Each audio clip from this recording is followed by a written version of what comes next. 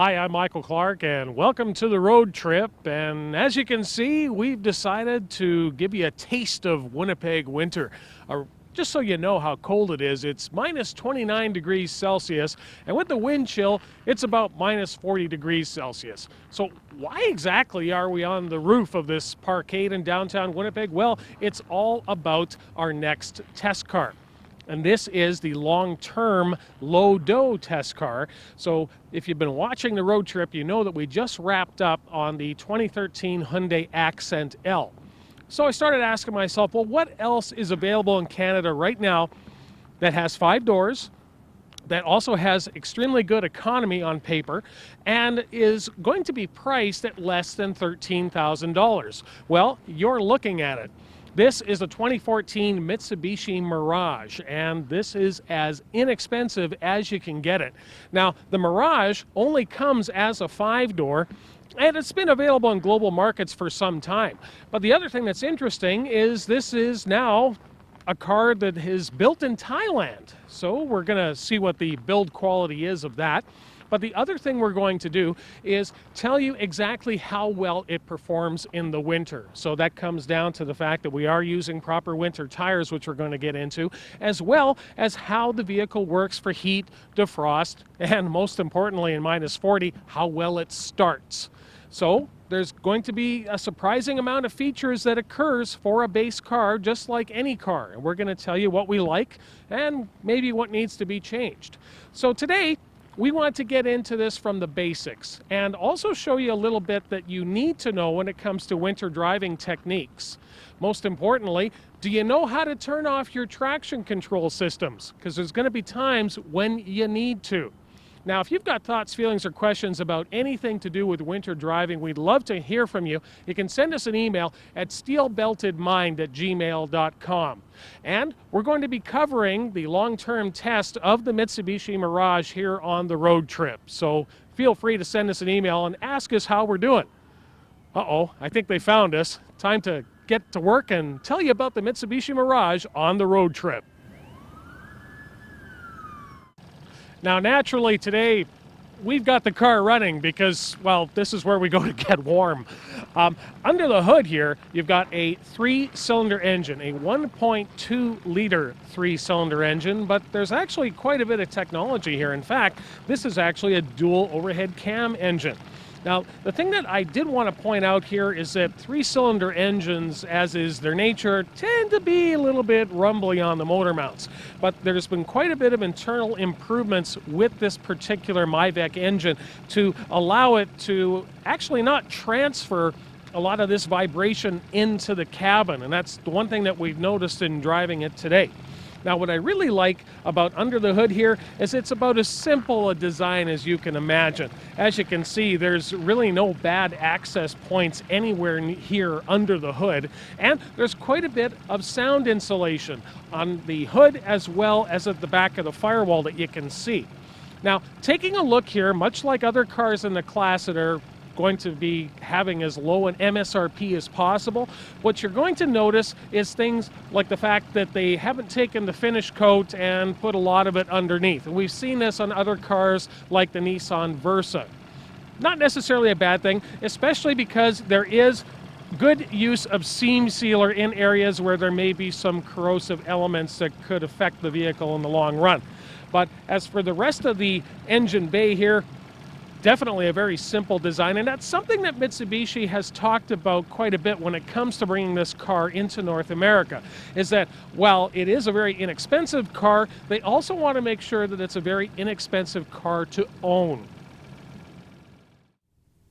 Now, what you're looking at is the basic equipment center stack in a way, and the one thing that I wanted to point out about this particular center stack is that you're not going to have to reach down below the line of sight for any of the primary controls, such as setting your HVAC or looking for your favorite tunes. Now, the one thing that we have noticed here is that there appears to be the ability to add an air conditioning module at a later date. Now, we haven't seen anything yet on pricing, but we're going to keep you posted. Now, As you can see, there's really not a lot going on here, but it's very easy to understand and set to the temperature settings that you need. Now, the one thing that we did notice with the HVAC is that there's two HVAC vents on the dashboard, which can also be positioned to help with your defrosting when it comes to wintertime. The CD player and the audio that comes out of it is definitely decent. You've got 6 presets as well as an auxiliary input for your MP3 player. There's not a lot of instrumentation, but we were surprised even in a base car to have a tachometer. There's also a fuel economy average meter. Now, as you can see, it's a little high right now. That's what happens when you're idling on top of a parkade. But we will tell you that we have been able to get the vehicle down to 6.1 liters per 100 kilometers in the city so far. And that's using a trick that I like to call the fifth gear by 50 kilometers per hour method. Now, you're going to find some interesting things going on inside a base Mitsubishi Mirage. For example, you do have power windows up front for the driver and the passenger. In the rear, you've got cranks. That's kind of neat. You also have manual locks, and that needs to be pointed out at the base level because it's manual locks for every single door on this vehicle. And we're going to talk a little bit later about how you should be lubricating your locks for winter care. Now, the steering is electric, and I have talked to some other journalists who have driven it, and they found it to be somewhat over-assisted, but considering that the turning circle for the Mitsubishi Mirage is really tight, this is an excellent city car, so that's why the steering is weighted the way it is. Now, as we've mentioned, there's the defroster vents dedicated on both sides for the side windows, but with a little bit of playing around, you can take these HVAC vents and point more air onto the glass. Now, the wheel is tilt, but because of the confines within, we don't have telescoping, but we do have power exterior mirrors. Now, they are power. I wish they were heated at the base level, and maybe that's something that Mitsubishi could think about adding later on. Now, I did notice with the traction control that you have to hold it a little bit longer than some others to turn it off. So once you see that light come up on the dash, you know that you're able to rock the vehicle out if you're stuck. Now, the other thing that needs to be pointed out here is that the seat adjustments for the base car are very minimal. You've got recline and fore and aft. There isn't a height adjustment for the base seat on the Mitsubishi Mirage. Now, I'm 5'8". I've actually got quite a bit of headroom here, but it may become a bit of an issue for taller drivers. They may want to step up and trim. Now let's talk about the safety of the Mitsubishi Mirage, and we're going to start in the rear. I wanted to point out, as I'd mentioned before, the large daylight opening here, because what we have here is actually a little bit larger glass than what we just experienced on the Hyundai Accent L. So even with the headrests in place, you actually have good rearward vision. What you also have here is the spoiler, and it's not just for the expected downforce, being 74 horsepower car. This is actually going to help keep the rear glass clean. We've actually found on some vehicles in the segment that you'll be using a lot of washer fluid when it comes to keeping that rear pane clean. Now, the other thing you have here is the washer wiper and quite large tail lamp assemblies. You definitely want to be seen, but the one thing that's also going to make sure that you are seen is the color. I highly recommend, if you're looking in the Super Mini class, that you get yourself something vibrant like this blue sapphire metallic. And that's actually something that I wanted to mention about Mitsubishi for the Mirage, is that the day glow colors, if you will, there's quite a few of them that don't cost you extra. In fact, there's a lot of cars in this class that actually won't give you more than black or white without charging you more money. Now, the other thing I like about the Mirage is the side repeaters. We haven't seen these for a while, but they definitely make sure that you're going to be seen in the city car environment that this will be operating in. Now, the other thing about safety is check out EuroNCAP.com, because the Mitsubishi Mirage actually is one of the highest rated in the Super Mini class. 4 stars out of 5. So it hasn't been tested yet by the IIHS, the Insurance Institute for Highway Safety, or the National Highway Traffic Safety Administration. But we do know that the Mitsubishi Outlander for 2014, as well as the RVR in Canada, Outlander Sport in the US of A, gets the top Safety Pick Plus from the Insurance Institute for Highway Safety. So we know that Mitsubishi knows how to build a good structure. Now let's talk about tires. Up front and in the rear, because you got to put 4 winter tires on, we're actually using the Pirelli Snow Control Series 3. We're going to give you an idea as to how well these tires are going to be working during this long-term test. Already I like them because we're dealing with quite an aggressive tread design, and when it comes to the snow that we experience around these parts, you definitely want to have some good claws. Now, the other thing we're going to do today is we're going to take it out for a highway run, because apparently with the 5-speed manual you can get 4.6 liters per 100 kilometers with the Mitsubishi Mirage. I guess we're going to Selkirk.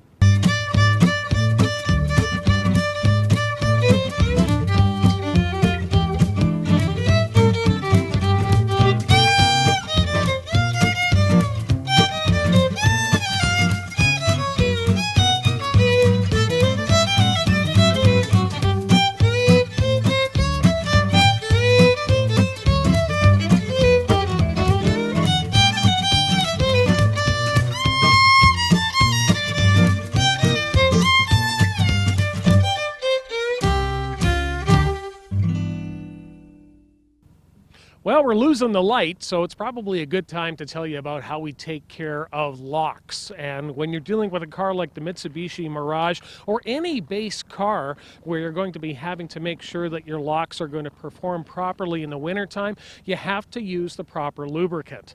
Now, as we mentioned, it's minus 40 here today in the Manitoba region with the wind chill, so we want to make sure that we use something that's going to actually stick to the mechanisms inside.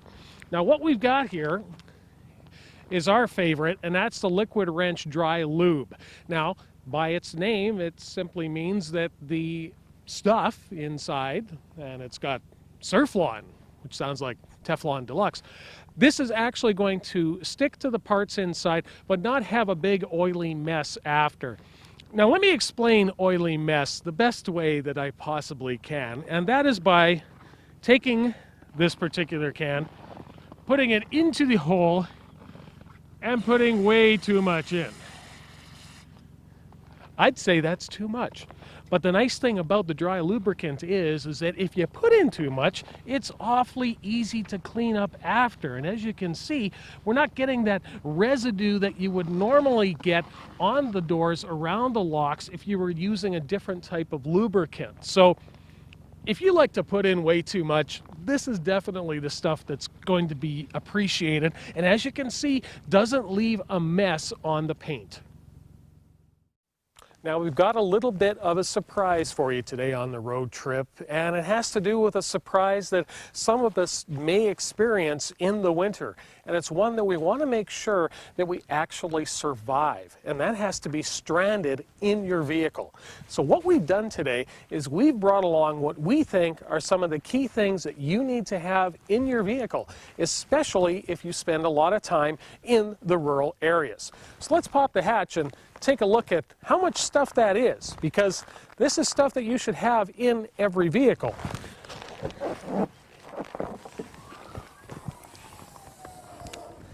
Well, first and foremost, definitely having a shovel can mean the difference between staying in the snow and getting out of it. Now, it's important to remember whenever you're trying to move your vehicle out of snow that you disengage the traction controls. Now, on some vehicles, it's simple, like with the Mazda 3, simply hit the switch on the dashboard. But sometimes you have to go into the menus and actually deactivate the traction control that way. Now, this particular shovel, very handy item because it actually is something of an extendable one, like so, and simply plug back into place, and you're able to actually use it and get the snow out of the way. Now take a look at the size of the box here, and yes, we do have a sizable one because that's how much stuff you need to think about bringing. So let's pull this box out and start pulling out for you exactly what you need. Now let's talk a little bit about the complement of items that you need to have in your kit. First and foremost, make sure that you have enough items to handle all the people that are going to be in your vehicle. If you're a single commuter, well, your kit might be a little bit smaller. But if you're carrying around a load of kids in the minivan, make sure that you've got enough items to handle everybody. So let's start with some of the basics. Now, first aid kit definitely makes a lot of sense to have with you because you never know what sort of injuries could be incurred, especially if the vehicle leaves the road. Let's add to that the sleeping bags. Now, again, if you've got 5 people in the car, think about having 5 sleeping bags handy. They'll definitely keep in a lot of warmth. If you want to go to the extra expense of the new school type of sleeping bags out there, they'll definitely keep you toasty. But even the old, dire looking ones are helpful to have, especially when there's nothing else in the car. Now, to add to that, you want to have some boots. Now, these are some of the ones that we recommend. Now, these are obviously the type that you wouldn't be using to drive the vehicle. These are going to keep you nice and warm. But don't think that having something like this means that you've got enough gear and equipment to make it to safety. This is all about staying with the vehicle and staying alive. Now, the reason that I stuffed a few items in here is just to show you how to stow things a little bit more simply. Now, having yourself a warm hat makes a lot of sense, and something like these Mad Bomber hats are very toasty to have. Now, let's show you a couple of other items. And this particular one here is an emergency blanket style of kit that you normally find for an inexpensive amount of dollars. But something like this is not necessarily all that you need. This is helpful, and there's some good things in here, like a candle, the emergency blanket. There's even a little set of socks in here to try to keep you a little bit warmer. But remember, something like this is the absolute bare minimum. It can certainly save you, but don't rely on a simple, inexpensive kit. So, as mentioned, we've got the boots here. And, well, flashlights. Something like this here, simple device, you know, definitely not the most brightest that you'll require. But if you have something like this handy, it also means that if the vehicle's compromised because of the electrical system, that you'll still have a little bit of light to look around. Because there's also times when you need to get outside of the vehicle and also make sure that the items that you may have put in place for people to see you are still being seen. Now, to that end, especially in very nasty winter conditions, make sure that you've got something like this paracord here. You can tie it to the vehicle and tie it to yourself. So if you have to move around outside the vehicle, you're going to make sure that you can make it back. Now, well, I have these hand warmers around, and it's important to note that something like this will help with your comfort to a degree. But you also need to know on survival is that you can actually be very, very cold but still survive. And that has to do with the fact that the vehicle itself will retain a lot of the heat that you are generating from your body, as well as the other bodies around you. So something like this shouldn't give you the idea that you're able to start heading out on your own and walking down the road looking for safety. A tow rope. Now, you probably are stuck because you don't have the type of vehicle that can get you unstuck. But that doesn't mean that the vehicle that can get you unstuck has a tow rope. So something like this is an inexpensive thing to add to your kit to make sure that if help does come along and can get you on your way, that you've got something to help them. And this particular one here, it actually is an 18,000-pound recovery strap. Now, these are the types of straps that go onto the tow hooks of a four-wheel drive pickup truck. So having something like this makes a lot of sense. Well, we even got some vintage here.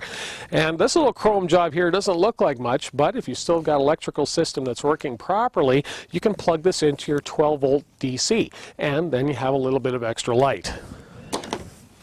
Well, we even brought along some snowmobile pants too, and as we said, it's all about keeping warm. So something like this, and even if it's not fashionable, makes a lot of sense. Oh, here's the other boot. That is definitely going to keep you nice and warm. So once we've got that out of the way, think about having some items such as very thick woolly socks. These are some of the thickest ones out there, downright survival rated, so this will definitely help keep you warm.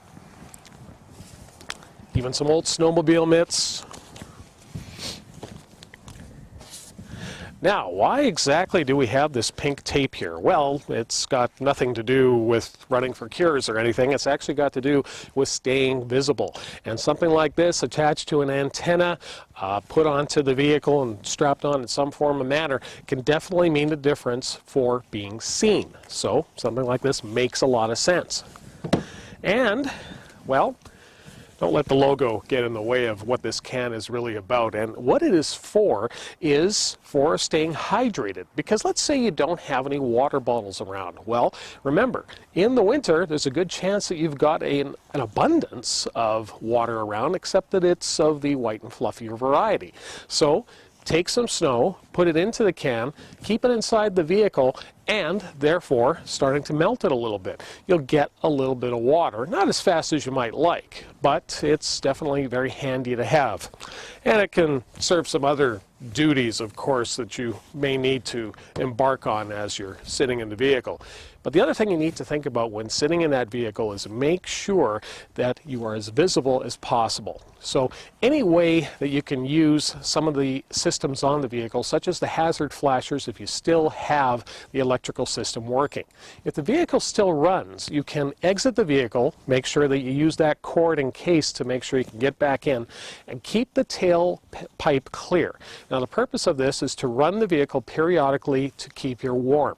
Now we're not talking about sitting and having it run, because depending on how much fuel you have, you may not have that opportunity. But if you run it, say, once an hour for about 5 minutes, gets a little bit of heat back into the vehicle. Make sure that you've got the windows open to ensure that you don't have any carbon monoxide poisoning. Also, when you have a candle inside the vehicle, make sure that you've got the window open a crack, because that candle needs oxygen to, of course, burn. If the candle goes out, it could also be an indicator, especially if you're running the vehicle, that there may be carbon monoxide entering somewhere. On an older vehicle, there's definitely a possibility of that. We've got some other tips we're going to tell you about coming up on the show, and one that actually has to do with something that you've probably got in storage right now. If the vehicle that you're in and stranded in doesn't have an operating electrical system, think about something that might be sitting in your garage right now on your 21-speed mountain bike or your mountain cruiser.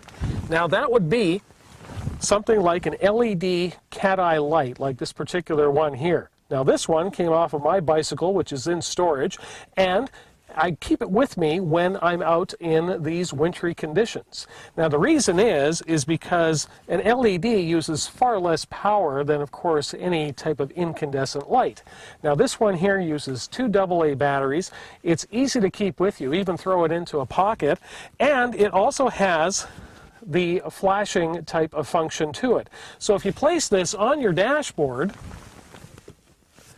like so, and make sure that you position it towards the roadway, when searchers are looking for you, something like this could mean the difference between survival and statistic.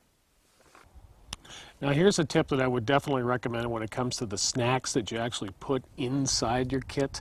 How do I put this? Don't put snacks in that you actually like, because the thing about that is, human nature being what it is, now it's going to be a time when you're waiting inside the parking lot, peanut butter, and you're going to say to yourself, no, I'm going to go into my survival kit and I'm going to have one of those peanut butter bars that I really like, and that's okay. And the chances are you're not going to remember to put that peanut butter bar, back inside the kit. It's good. So, put in things that aren't necessarily your favorites. Now, those can be nuts, which are fantastic for a little burst of energy. Don't take up a lot of room. But also, things like energy bars. Something like that can definitely help. What you don't want to have is something, obviously, with a lot of sodium, because sodium is salt. And, well, We're trying to stay hydrated. We're not trying to rob our hydration. So check on the labels of the bars or whatever items that you put into the vehicle and make sure that they're one of the more healthier things, because a lot of the chocolate bars and stuff like that out there might give you a bit of a rush, but you'll crash pretty fast. So anyway, make wise choices when it comes to your this is so good, to the food in your kit.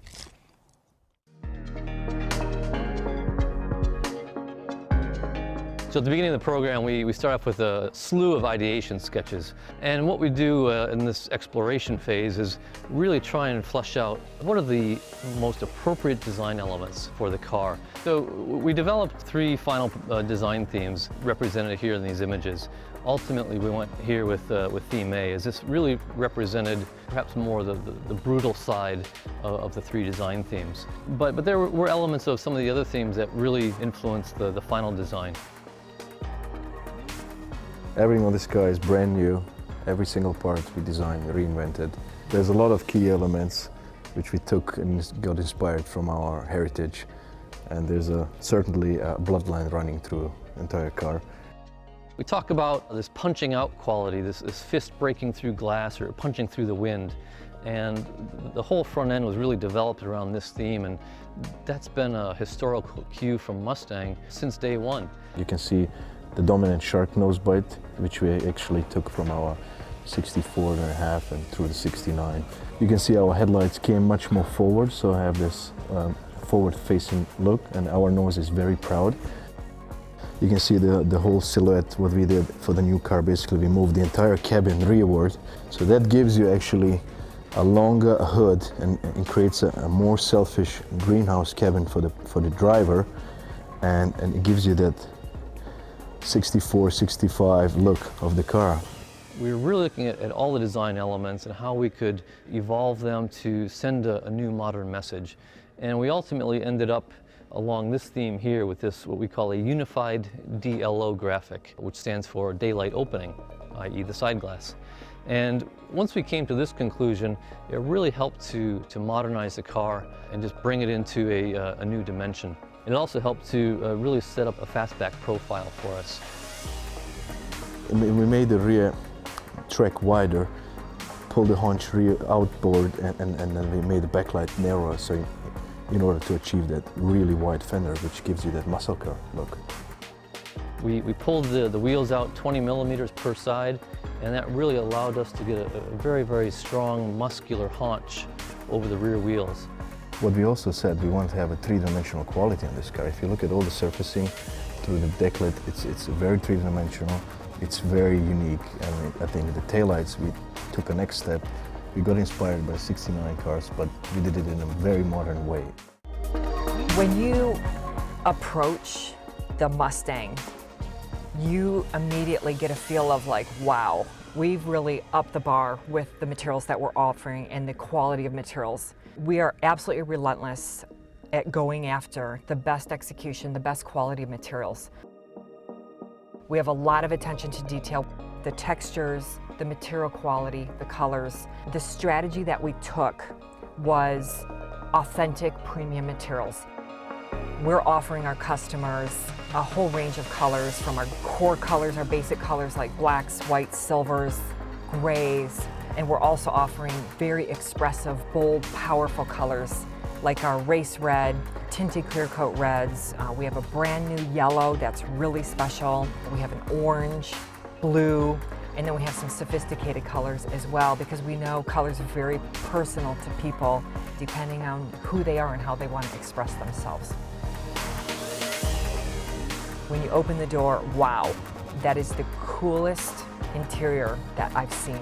Everything is real aluminum, real plated parts, real metal, plated chrome, plated satins. So when you sit in it, you have an experience that's tough, that's expressive, that's of quality, and that's actually fun to drive.